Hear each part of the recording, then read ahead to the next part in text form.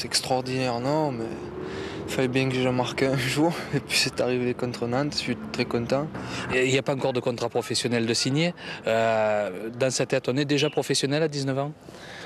Ben, à partir qu'on joue, à partir de là, quand on joue en professionnel, je pense que même en n'étant pas professionnel, on se sent dans la peau d'un professionnel. Mais non. Bonsoir et bon anniversaire à Zidane, 49 ans. Aujourd'hui, même né à Marseille, le joueur a débuté au centre de formation de l'AS Cannes dans les années 80.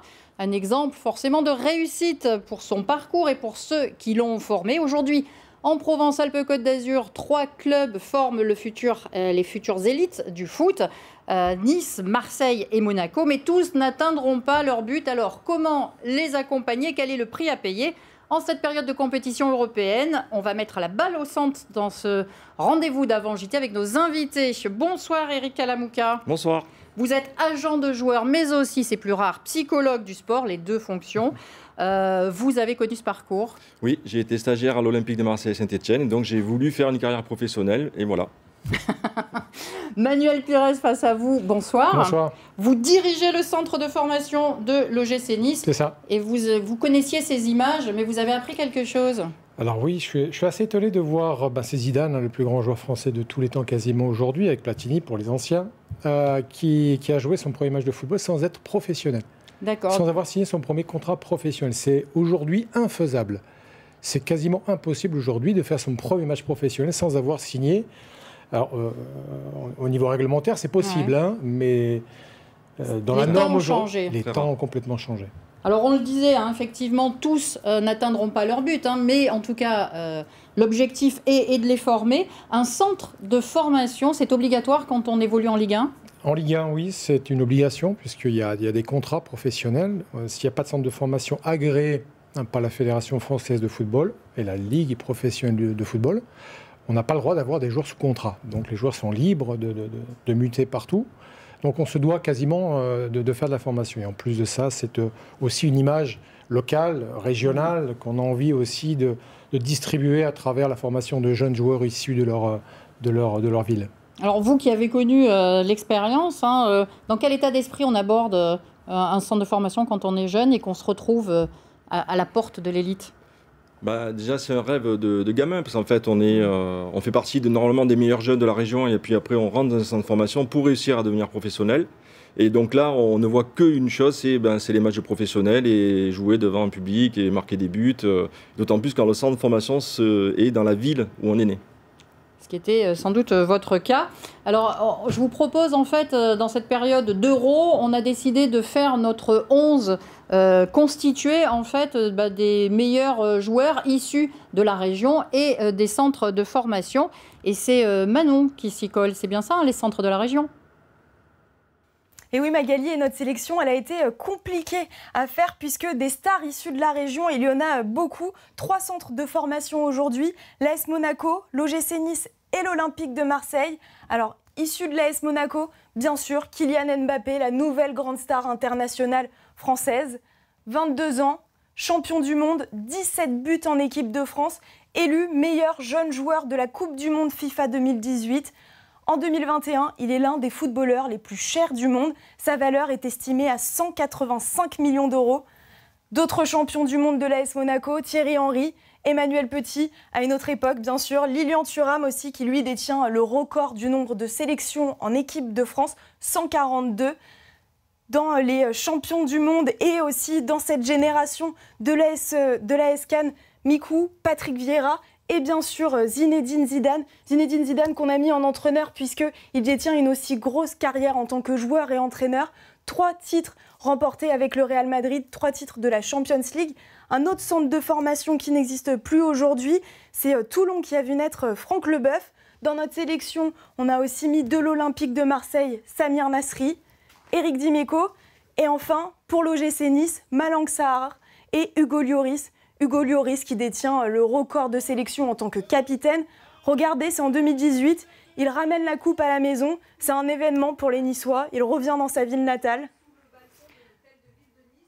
Voilà, alors il faut dire que ces joueurs-là arrivés à ce niveau-là sont une minorité. Pour vous donner un ordre d'idée, sur 2 millions de licenciés en France, seulement 1% sont des joueurs professionnels. Oui, ça va être important aussi de le rappeler à tous ces jeunes qui entrent dans les centres et que vous allez accompagner. Il y a le rêve, mais il y a une sélection. Ben oui, la sélection, elle intervient parce que quantitativement, il y a beaucoup d'épelés et peu d'élus, effectivement. Et puis après, il faut beaucoup de qualité. Vous avez dit, il y a beaucoup de pelés. En fait, beaucoup d'appelés, bien sûr. Belle référence, mais beaucoup d'appelés, peu d'élus. Et puis, bien sûr, après, il faut énormément de qualité à tous les points de vue pour être celui qui va réussir dans une cohorte de 20 ou 40 petits au centre de formation. Tout à fait. Oui, alors, on y apprend bien évidemment les techniques, le football de manière intensive, les règles de vie aussi. On a un devoir, les parents nous confient leurs enfants, donc on se doit de continuer l'éducation qui a été transmise par les parents. Et en plus de ça, on arrive dans un centre de formation, c'est une bulle dorée. À quel âge on y arrive? On y arrive à 15 ans. En fait, on se cale sur la scolarité, le lycée, seconde, première, terminale. Donc on arrive à 15 ans. Et on se doit, nous, de les faire aussi sortir de temps en temps, le plus souvent possible aujourd'hui, de ce milieu du football, cette bulle dorée, pour en faire de très très bons citoyens. Et le l'OGC Nice a investi beaucoup en ressources humaines pour sortir ces garçons-là, pour éventuellement des maraudes, les Restos du Cœur, les actions humanitaires en dehors du cadre du football. Mais même au déjeuner, il se passe des choses. C'est ce qu'on va voir dans un extrait d'un reportage qui avait été réalisé chez vous par Denise Delahaye. Même en dehors du terrain, il existe des règles du bien vivre ensemble que tous doivent respecter.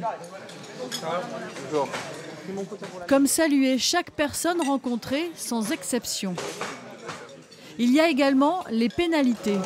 Ah bah, j'ai vu. Anthony, tu me dois des sous avant jeudi.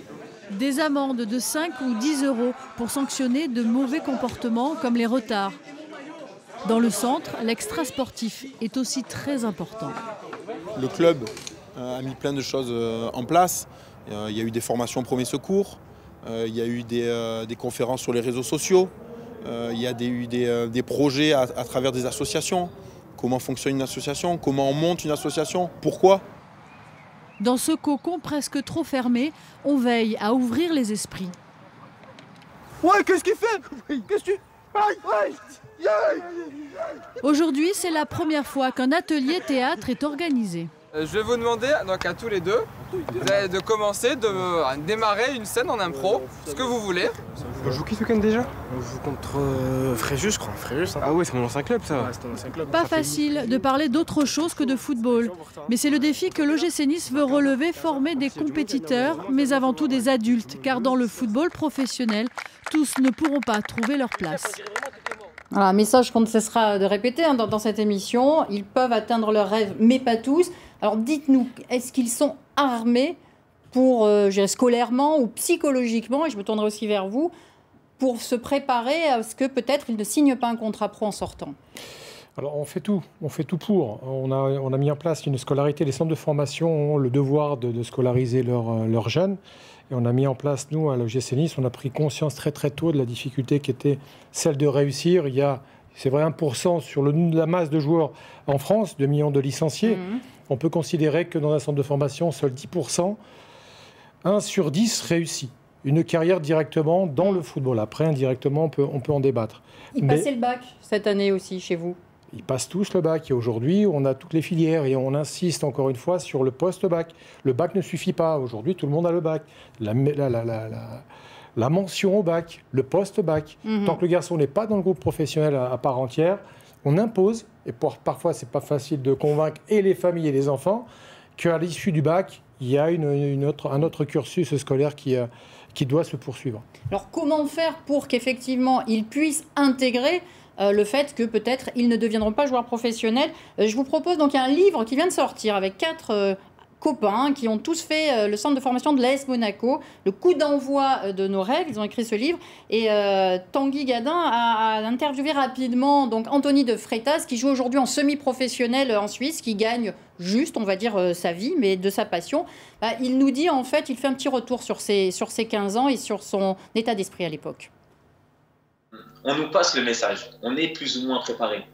On nous dit qu'il va y avoir très peu délais.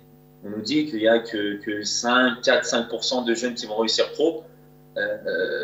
Quand on arrive, ils nous expliquent que voilà, aujourd'hui, vous êtes 20 jeunes de la promotion 94 ou 95. Et les entraîneurs, les formateurs, ils nous disent, les gars, il y en aura peut-être 1, 2, 3, peut-être aucun qui sera professionnel. Mais toi, quand tu as 15 ans, 16 ans, 17 ans, l'échec, tu ne peux pas le concevoir. En vrai, tu es calibré. Tu vis football, tu dors football. Tous les week-ends, tu es ramasseur de balles, tu vois les pros, là, tu les vois de tes propres yeux, tu touches ton rêve du doigt. Donc, tu ne peux pas te dire une seule seconde, ça ne va pas passer. Alors, comment on fait ? Déjà, le rôle de l'agent, déjà, c'est d'accompagner le jeune dans toutes ces étapes qui sortent d'un club qui, après, il ne réussit pas, et puis après, il faut le faire réussir. Je pense qu'il y a un fil rouge à avoir. Et aujourd'hui, par rapport à il y a 20 ans quand je jouais, on peut réussir, même si on n'a pas réussi dans un centre de formation. Avec la mondialisation, avec la possibilité de jouer dans d'autres clubs, dans d'autres pays étrangers, on peut toujours, à condition que le jeune accepte le deuil, fasse le deuil et de dire il faut que je réussisse d'une autre manière. Il y a toujours une possibilité, un chemin possible pour aller au haut niveau. L'équipe de France est remplie d'exemples au plus haut niveau, que ce soit Kanté, Giroud, Aguilar, des jeunes qui n'ont pas réussi en centre de formation, qui ont fait une très très belle carrière professionnelle. Il faut toujours ça. Mais il faut que le gamin, il faut qu'il ait le potentiel, et deux, il faut qu'il ait le mental pour pouvoir accepter et d'avoir perdu une bataille, mais pas forcément sa carrière. Oui, alors il y a vous, il y a les agents qui peuvent être bienveillants, il y a éventuellement le centre de formation. C'est pas toujours simple. Il y a aussi l'environnement familial pour lequel, en fait, ce jeune est potentiellement l'avenir presque de la famille. Écoutez ce que nous dit dans cette seconde partie Andoni de Freitas là-dessus. Mon père venait me voir quand j'étais sur Lyon, parce que moi je suis originaire de Lyon. Mon père venait me voir tout le temps à l'entraînement. Il me disait quand j'étais bon, il me disait quand j'étais pas bon, mais sans aucune pression. Mais je sais qu'il y en a qui ont vraiment mal vécu les choses. D'ailleurs, on en parle au début du livre. Quand on dit qu'il y a des parents qui arrivent sur le rocher et ils ont déjà des étoiles plein les yeux. Ils s'imaginent déjà leurs enfants sur le toit du foot français, comme on le dit dans le livre. Mais ça peut être quelque chose de très très très difficile à gérer. Vous les rencontrez, les parents ? Quand vous entendez ce témoignage, ça vous fait réagir ?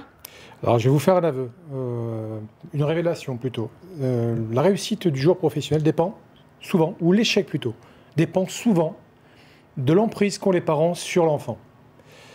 Les garçons qui réussissent, on a fait signer 2 garçons aujourd'hui dont on est très fiers un contrat élite. Et ils vont démarrer avec les professionnels, les 2 jeunes joueurs que les parents, bien sûr, on les connaît parfaitement. Mais n'envahissent pas la vie de l'enfant, en tout cas sur le plan sportif.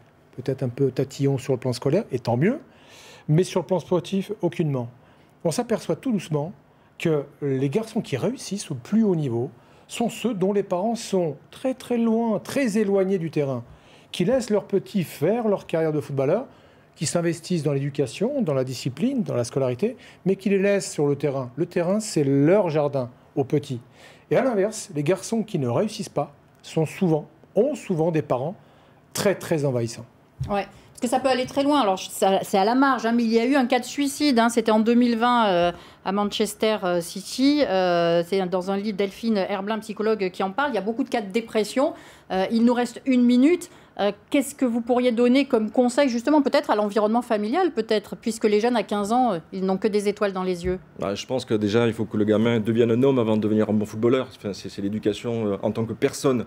Parce que quand il sera bien comme personne, il pourra être bon sur le terrain. Si on inverse les choses, peut-être qu'on se trompe. Et c'est vrai qu'il ne faut pas être aveuglé par tout ce qui est indiqué dans les médias, l'argent, la gloire, je ne sais quoi. Il faut vraiment revenir aux fondamentaux, qui est de réussir en tant qu'homme pour être bon footballeur après, moi je pense. Allez, il nous reste 40 secondes. Juste une remarque, je ne sais pas si vous évoquiez parmi ces 2 jeunes qui ont signé un contrat pro, il y en a un qui part, qui vous quitte, Nabil Nardi, qui vous avez formé, qui part à Marseille. Ça fait partie de la vie d'un centre de formation? C'est Bilal Nadir, bien sûr, ça fait partie, Bilal, pardon. Ça fait partie de la vie d'un centre de formation. Aujourd'hui, le club de l'OGC Nice se veut fort de mettre en place sa propre politique. Et à aucun moment, un joueur, un agent, un parent viendra imposer sa loi dans notre club. Nous avons décidé un projet pour ce garçon, il en a choisi un autre. Bonne chance à lui. Allez, on se quitte avec un pronostic pour le match de ce soir. 2-0 pour la France. 2-0 pour la France. 3-0 pour la France. Et j'ai des origines portugaises, attention. C'est vrai. Je me mouille. Hein. D'où la différence. Ok, merci messieurs. Je pense qu'on a un peu plus découvert l'intérieur d'un centre de formation grâce à vous. Demain, on parlera de toute autre chose. On parlera de comment aller en Corse cet été. Bonne soirée en Corse sur France 3 Provence-Alpes-Côte d'Azur.